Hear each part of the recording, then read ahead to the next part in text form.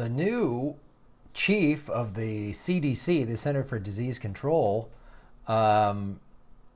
is a doctor, I believe, from Georgia, who did a whole childhood obesity project in Georgia that was underwritten by Coca-Cola. Right? It's not ridiculous. So this is not surprising at all. I mean, this is the Trump administration, but this kind of nonsense has been happening. It's been I mean, look, Michelle Obama was big, and she was trying to combat childhood obesity. That was a big part of her First Lady campaign. It was all like, it was great. We got to exercise. We got to stop eating sugar and everything else. And then, she got a little contribution from a sugar lobby. And then she just quietly removed that from what she said. See how it works?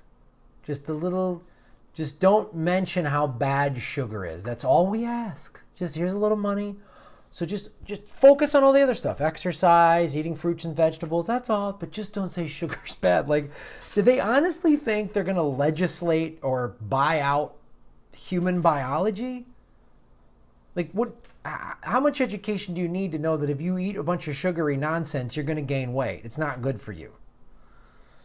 But this isn't surprising because, as I've talked about before, what the sugar lobby does, and they are big partners with people like Coca-Cola because Coca-Cola buys a lot of their product. If you look on the bottle on the back of a Coca-Cola, of anything here, right?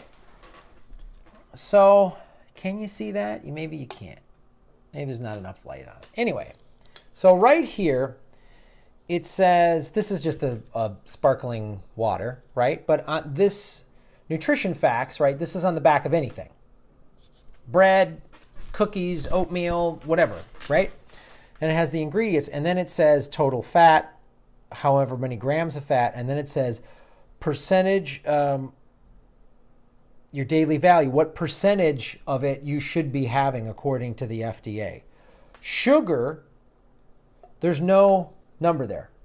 Go look at something and you'll see this. The sugar lobby had that percentage move because there's so much sugar in American food that it would say, like, people would see, oh my God, it's 180% of the daily allowance of sugar you're supposed to have.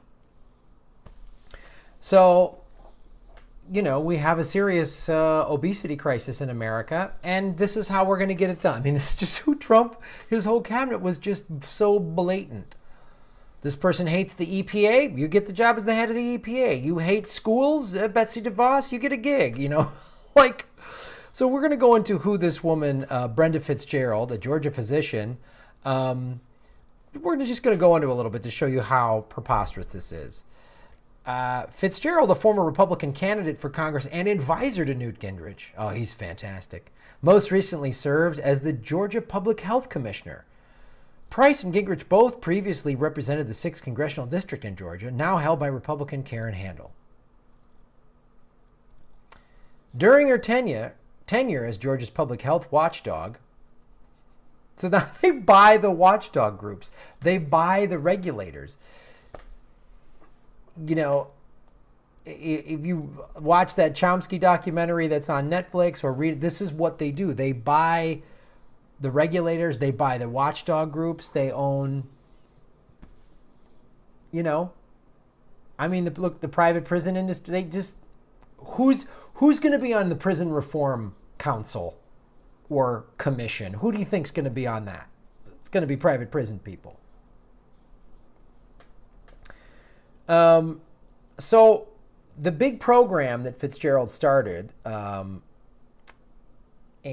first of all, Georgia has one of the highest obesity rates. So they were like, oh boy, we need to do something about that. Maybe Coke will want to help. Coke, I believe their headquarters is in Atlanta.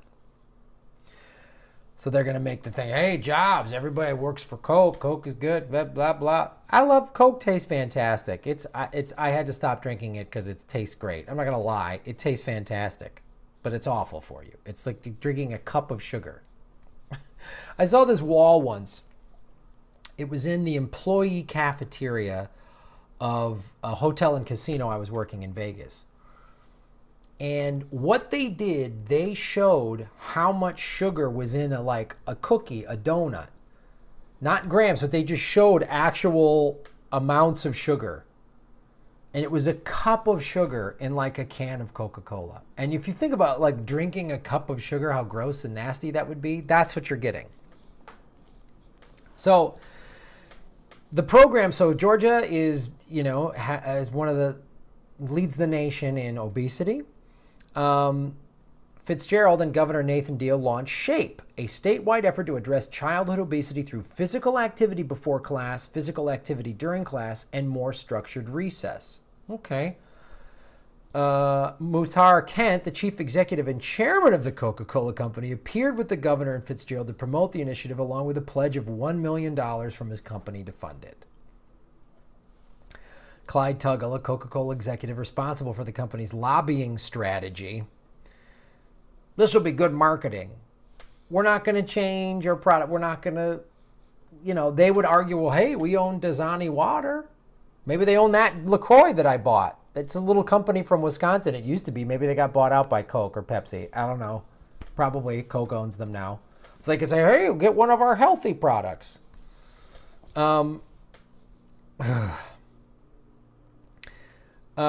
was initially appointed to the board overseeing.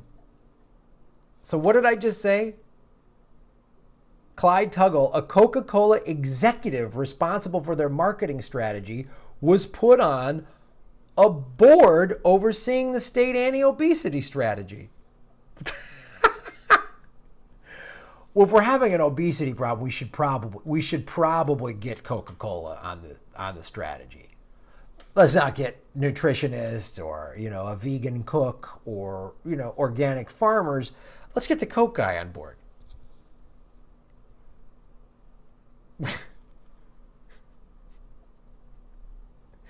It's like, and this isn't ridiculous because we're going to put an oil person in charge of climate change review. We're going to put a gun lobbyist in gun control. That's what they're going to do. We'll just put our guy on the board. There we go. Like if you did this in a jury, you would be jury tampering, right? You'd go to jail for jury tampering. This generous award will have a significant impact on the lives of our children today and well into the future, Fitzgerald said. And our children, she means hers because she got a nice big kickback.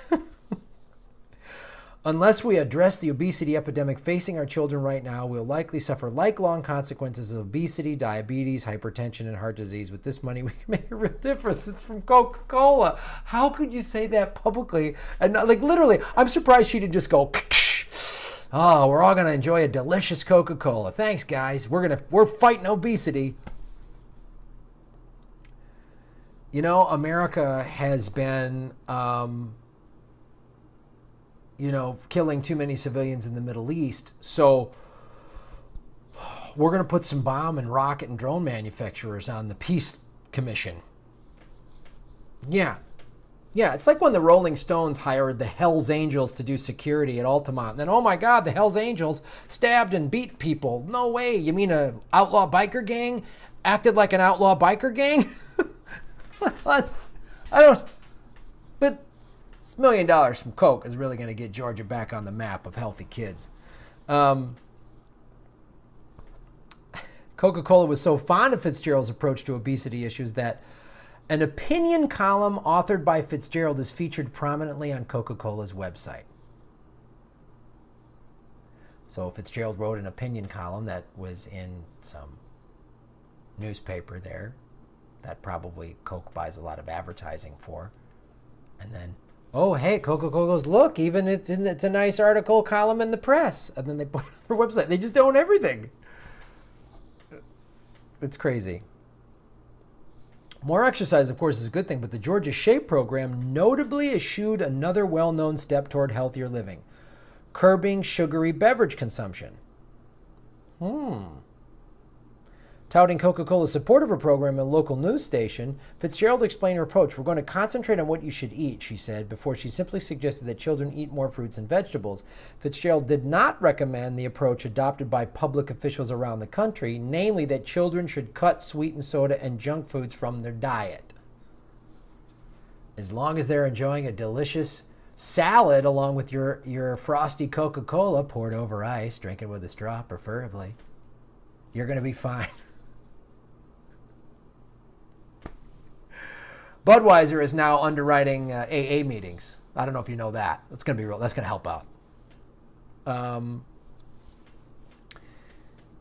Coca-Cola, along with PepsiCo and other sugar industry interests, have worked obsessively to defeat attempts to regulate sugary beverages. Sugar industry's interests, including Coca-Cola, have spent at least $67 million on campaign efforts to defeat sugar taxes and related labeling ballot measures. Remember what I just said?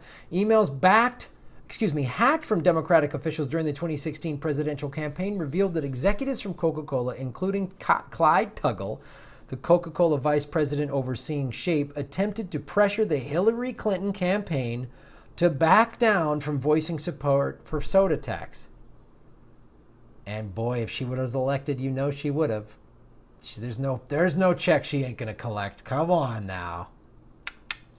Get that Coke check, get that Goldman Sachs check. Oh, snap! Let's have a big go bet the bank. Yay!